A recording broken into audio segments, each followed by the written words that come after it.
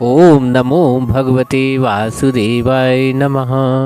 श्रीमद् भागवतम के तृतीय स्कंद का तीसरा अध्याय भगवान के अन्य लीला चरित्रों का वर्णन उद्धव जी कहते हैं।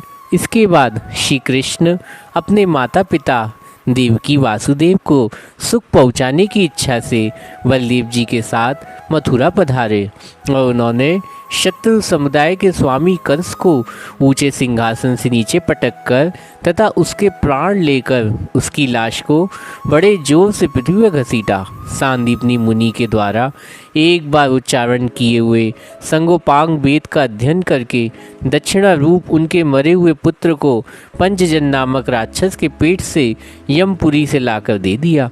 भीष्म नंदनी रुक्मणी के सौंदर्य अर्थात रुक्मी के बुलाने से जो शिशुपाल और उनके सहायक वहां आए थे उनके सिर पर पैर रखकर गंधर्व विधि के द्वारा विवाह करके लिए अपनी नित्य संगिनी रूपमणि को वैसे ही हरण कर लाए जैसे गरुड़ अमृत कलश को ले आता है। स्वयंवर में 7 बिना नथे हुए बैलों को नाद कर नग्न जी सत्या से विवाह किया। इस प्रकार मान भंग हो जाने पर मूर्ख राजाओं ने शस्त्र उठाकर राजकुमारी को छीनना चाहा। तब भगवान श्री कृष्ण स्वयं बिना घायल हुए अपने शास्त्रों से उन्हें मार डाला। भगवान विषयी पुरुषों की लीला करते हुए अपने प्राण प्रिय सत्यभामा को प्रसन्न करने की इच्छा से उनके लिए सर्व से कल्प वृक्ष उखाड़ लाए। उस समय क्रोध से अंधे होकर सैनिकों सहित इंद्र ने उन पर आक्रमण कर दिया, क्योंकि वह निश्चय ही अपनी स्त्रियों का कीड़ा मृग बना हुआ था। अपने विशाल डील डोल से आकाश को भी ढक देने वाले अपने पुत्र भौमासुर को भगवान ने हाथ से मारा हुआ देखकर पृथ्वी ने जब उनसे प्रार्थना की तब उन्होंने भौमासुर के पुत्र भगवत को उसका बचा हुआ राज्य देकर उसके अंतपुर में प्रवेश किया। माँ भौमासुर को हरकर लाई हुई बहुत सी राजकन्याएं थीं। वे दीन बंधु श्री कृष्ण चंद्र को देखते ही खड़ी हो गईं। सबने महान हर्ष लज्जा एवं प्रेम पूर्ण चितवन से तत्काल ही भगवान को पति रूप में वर्ण कर लिया। तब भगवान ने अपनी निज शक्ति योग माया से उन ललनाओं के अनुरूप उतने ही रूप धारण करके उन सबका अलग अलग महलों में एक ही मूर्त विधिवत परिग्रहण किया। अपनी लीलाओं का विस्तार करने के लिए उन्होंने उनमें से प्रत्येक के गर्भ में सभी गुणों से अपने ही समान 10 पुत्र उत्पन्न किए। और जब काल्यवन, जरासन, शाल्वनी और सेनाओं में मथुरा और द्वारकापुरी को घेरा था, तब भगवान ने निज जनों को अपने अलौकिक शक्ति से देकर उन्हें स्वयं मरवाया। शंबर, द्विद, बड़ासुर, मूर, बलवल तथा दानवत्र आदि अन्य योद्धाओं में से भी किसी को उन्होंने स्वयं मारा था, किसी को दूसरों से मरवाया। इसके बाद उन्होंने अपने भाई धृतराष्ट्र को पांडु के पुत्रों का पक्ष लेकर आए हुए राजाओं को भी संहार किया, जिनके सेना सहित कुरुक्षेत्र पहुंचने पर पृथ्वी डगमगाने लगी।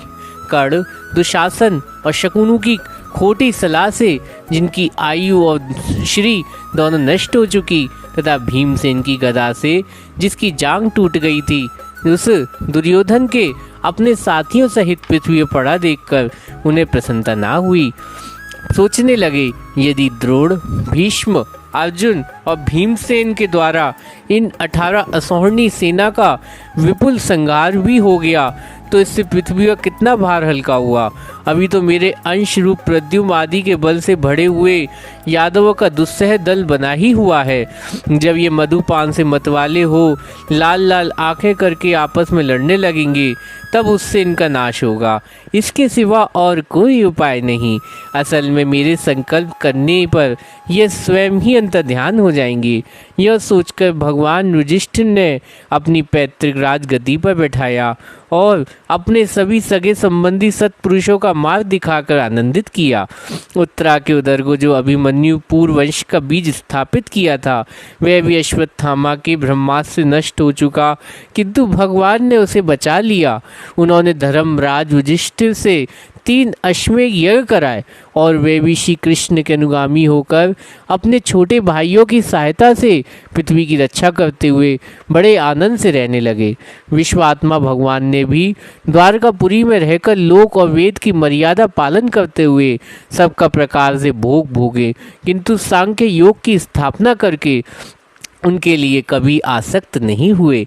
मधुर मुस्कान, स्नेहमयी चितवन, सुधामयी वाणी, निर्मल चरित्र, समस्त शोभा और सुंदरता के निवास अपने श्री विग्रह लोक पर लोक और विशेषतः यादवों को आनंदित किया।